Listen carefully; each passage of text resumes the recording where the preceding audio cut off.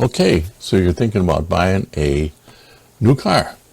What are the choices? You can buy a gas car, which you're fully aware of gas cars because you've driven them your whole life.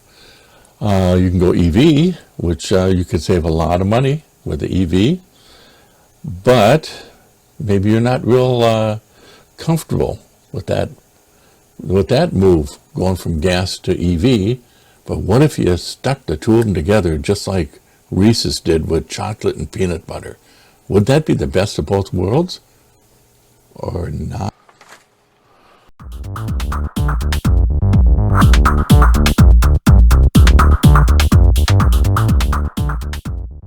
So, all right, so you've made a decision. You're going to buy a different car. And you go in the parking lot and you check them out, and they got lots and lots and lots of gas cars that they're trying to get rid of. And they've got some electrics, not that many, but then there's quite a few hybrids. So why are they doing hybrids so much? Why are there so many hybrids out there? Well, number one reason is people really are unsure on electric cars. You know, they hear all this stuff about they burst into flames and you don't have power anywhere and you don't get anywhere and all this kind of stuff. But if you don't watch Fox News and you actually do real investigation, what you find out is EVs are actually superior in pretty much all respects to gas, except for the range, which is not that big a deal, because there's charging stations just like there's gas stations. You just have to know, you have to have an app that shows you where they are. That's really the big difference. You don't need an app to find gas stations. That's kind of the big push on hybrids. And the auto manufacturers make more money on hybrids because they're more expensive. But what is the benefit of a hybrid over gas and over electric? Well, on the surface, it makes a lot of sense. It's like the perfect vehicle of today's standards. You've got the gas engine, which is good for long range. You're never going to really run out of fuel because there's always a gas station. But the downside is gas engines really are complex. And the more they try to push efficiency and squeezing out, better mileage, because people are looking at, how much is this thing going to cost me? Is there any way I can save money with a gasoline car? Well, they keep pushing the technology, and gas engines are getting fragile. They really are. I mean, you've got fuel management systems, which are a problem, which, if you don't know what that is, that's where they deactivate cylinders by holding valves open, and that's problematic. It's kind of a recipe for disaster. And then there's variable valve timing, which is fine as long as your oil is crispy clean, which a lot of times it isn't. I would recommend that you watch a gentleman who owns a salvage yard. Is Eric, and his channel is I Do Cars. It's just I Do Cars. Just go to YouTube, put that in, and every weekend he tears down a motor, and 99% of the time they're blown up because of some oil-related issue, either no oil or oil never being changed or something. Very interesting guy. I think you'd enjoy watching him. And then there's also Just Rolled In, which is just clips that mechanics send in of all the oil that is like syrup that hasn't been changed for 60 to 100,000 miles, and all the damage that is caused by that. So those are kind of interesting things to watch, but it kind of gives you insight of how fragile gasoline engines are. And you've got 2,000, between the engine and the tranny, you have over 2,000 moving parts. And as you know, the more moving parts you have, the more chance there is for failure. And so that's kind of something to consider. So an EV has 4 moving parts, really, when it comes right down to it, in the engine transmission. You have the motor, which has a bearing on each end, and then you have the reduction gear, which has a bearing on each end. That's it. So you've got an electric motor and a reduction gear and 4 bearings. And that's, in essence, that's it. That's your mechanical nightmare. Which is not really. So you combine the two together.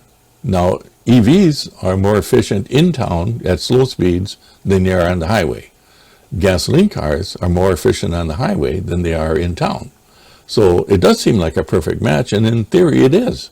It's a great idea. The problem with it is, and it mainly revolves around the gasoline engine again. You take a gasoline engine, and normally what you do is you start and you drive somewhere. And while you're driving wherever you're going, this thing is getting warm. And it gets to an operating temperature, which is, maybe 180, 190 degrees. And because it's at that temperature, everything's really pretty happy.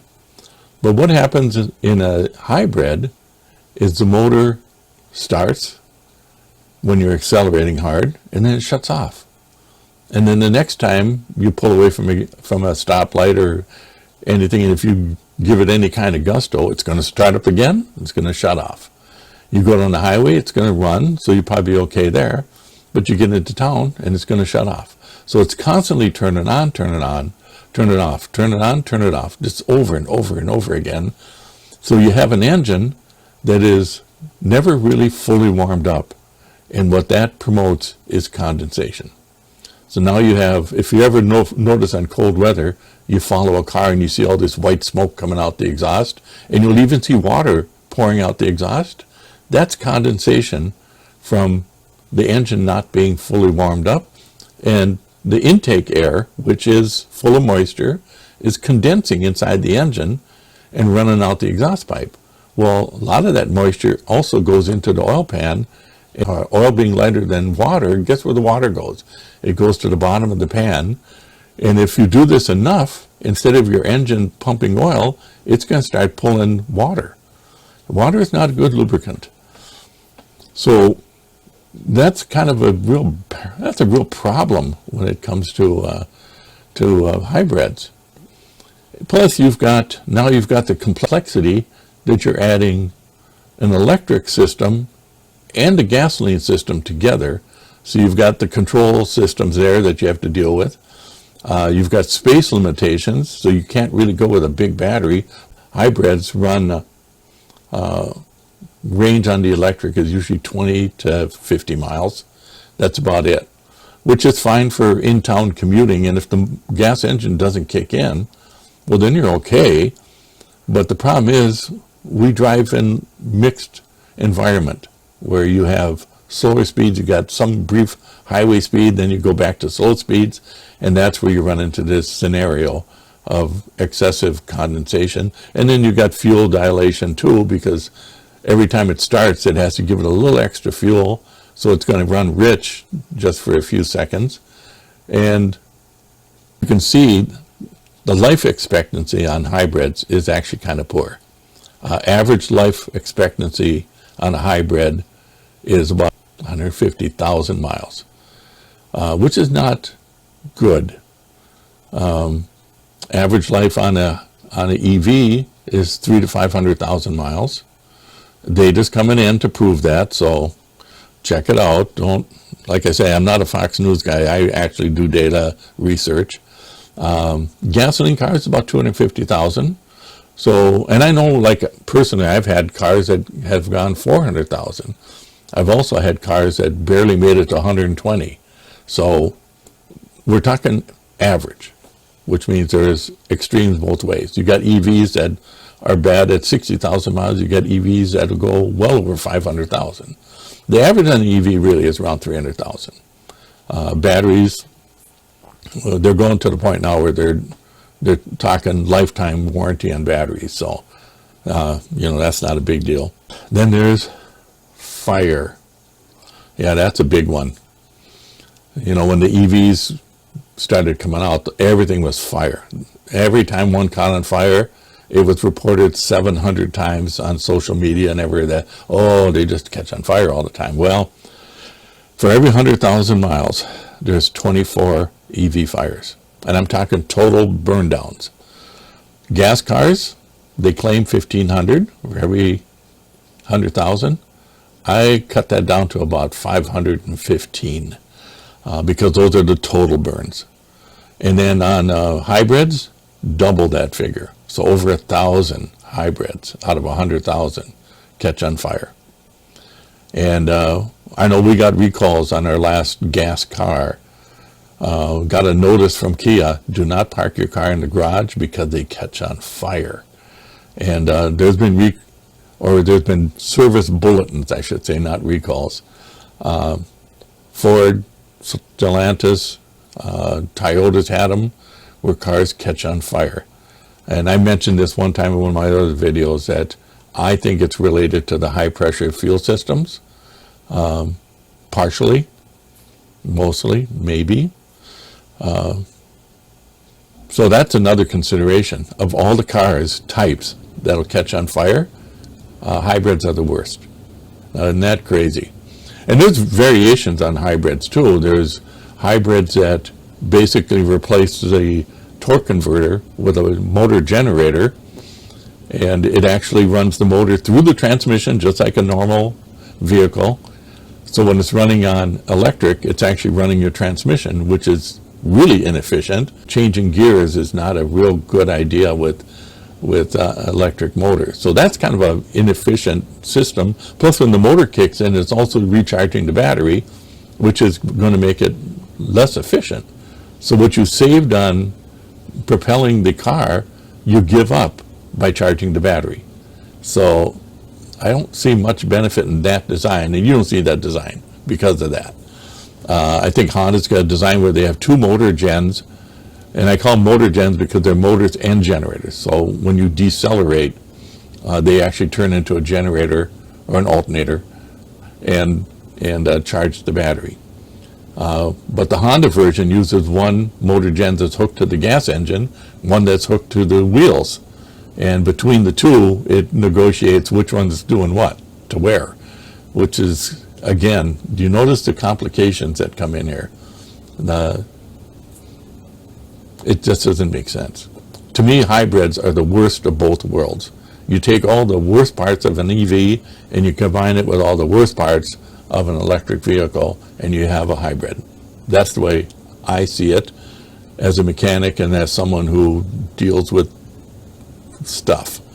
So why do people gravitate toward hybrids, and why do manufacturers now want to make a big shift to hybrids? Well, on the manufacturer side, it's twofold, which ties into why customers gravitate. It is, well, for one thing, the manufacturers make more money, and they charge more for hybrids over EVs or gas cars. Right now, gas cars and EVs are about the same price. And if you go in the used market, an EV is much cheaper. It's a much better deal. In fact, I recommend people buy used EVs because they are the best deal. The biggest reason really is customers are they're not sure. You know, they look at the gas car and they're familiar with it. They know that every car you get into is going to be the same. You know, the dash layout and where the controls are might be a little bit confusing at first, but you basically turn the thing on and you hear the motor running and you put it in gear and you feel that and you stomp on the gas oil thing over there and the thing takes off. So they're very comfortable with the transition from one car to another. But an EV can be kind of daunting because especially some of the ones like the Mach-E, you look at the Mach-E and you look at the Teslas and a lot of the new cars that are coming out now, they don't have much for controls at all. You do most of your stuff on the tablet. It's got a tablet in there. And I think that's kind of turned some people off. They look at that and they think, oh, I don't know what I'm going to do. You know, I know people that, you know, they have their cell phone and they're afraid to do things because, well, I might break it. I mean, I worked with computers for about 20 years in customer support and that kind of thing. And, you know, I always told people, well, just experiment. That's how you learn, you know. Well, people there's a lot of people that are reluctant to do that. And they're afraid. It really comes down to they're afraid of going with the EV because where am I going to charge it? It's only got 300 miles of range. What do I do when I run 300 miles? They don't understand the whole EV concept and how it works. They just don't get it. But so they go to the hybrid. The hybrid, they figure, well, I can get all the benefits of electric because they understand that electrics are much better than gas as far as money. But they're uncomfortable with the transition. So they figure, well, I'll go to a hybrid and then maybe I'll go from there to an EV. So it's kind of like the crossover vehicle, which I have No idea what the hell that is. to me, a crossover vehicle is just an SUV. It's kind of between a sedan and a van. Sometimes we just rename stuff and then it makes it better. It's kind of like DEI. Used to be equal opportunity employment. It's the same thing. But, we rename it and all of a sudden now it's Evil. It's evil. well, that's really the big deal, is people are just unsure. They're really just unsure if they should jump, from gas to electric. So what really is the best hybrid? If you're going to go hybrid, Here's a pointer for you. the best thing you can do is you have a gas car. And that gas car will get you wherever you want to go comfortably without range anxiety. And then you have an EV, and you use the EV to go pretty much everywhere you go during the normal day. And you're going to find out that's the best of both worlds. Long trip, just take the gas car. You're comfortable with it. It makes you happy. And really, fast charging is expensive. It's 4 to 5 times more expensive to charge an EV with a DC fast charger than it is to plug it in at home. Plugging it at home is going to save you gobs of money over gas.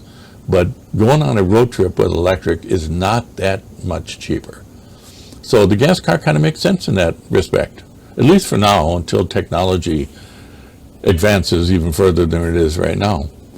So that's a good idea. Just drive a gas car when you go on a long trip. But for your round of town and your normal commutes and all that, going to the grocery store, chasing up to Walmart or whatever in the next town, take your EV. Not only will that save you a pile of money, it's going to reduce the maintenance because your EV doesn't require maintenance and you're driving your gas car less. In fact, I think you're going to find out you're going to drive your gas car 10% or less than what you used to. That's how that transition is going to work. Because you are driving an electric car and you're getting accustomed to it. Now what are you going to do when it's time to get another car? You're going to go EV or you're going to go gas? So I think it takes the hybrid out of the picture when you look at it that way. So now you're going to bypass the hybrid, and either you're going to buy another gas car or another EV, depending on how your experience was and how well you adapted and what kind of luck you had. Maybe you had an EV that was a dog and you had nothing but trouble with it. It happens. Nothing's perfect in this world. I've been told that, I'm not perfect. I always thought I was, but I was mistaken. Anyway, so that's kind of my take on the whole hybrid thing. I would never myself buy a hybrid. I just think it doesn't make sense. Obviously, I've got 2 EVs and I absolutely love them, and I will never buy another gas car, but that's my experience and my opinion. You need to make your own mind up. You need to do the actual experimentation. And some people are going out and they'll actually lease a vehicle or rent one just to see what it's like. And that's a good option too. You get a little bit of a long-term experience with a different kind of vehicle. So that's kind of a smart move. But yeah, I would say hybrid is just not a good deal. you're gonna experience a lot more maintenance, a lot more problems. You have to use special oil in them. You can't use standard engine oil. You have to use hybrid oil because it tries to compensate for it's got emulsifiers that take care of a lot of the issues with the water and the oil and all that kind of stuff. So again, just do some research, do some actual research. Get in ChatGPT and just type it in. It actually works pretty good. It scours the internet and all the data, and it'll give you answers. I've got pages here of research that I've done on hybrids and EVs and stuff, and it's pretty unbiased, which is nice too. So anyway, something to think about. The common sense approach. That's all I'm talking about, is a common sense approach to buying a car. So thanks for watching. I'll try to come up with some other stuff, and do the thumbs up, and what's the other thing? The ding ding, and the subscribe if you would, please. I appreciate it. Thanks very much.